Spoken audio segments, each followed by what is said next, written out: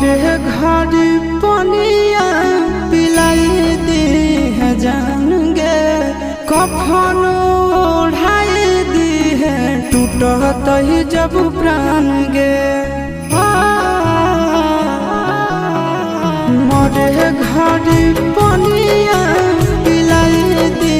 है जान गे कफन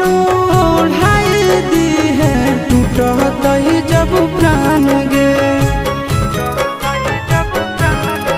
हगे हमारा से तोरा जाती प्यार होता भेंट सक छात कर लगे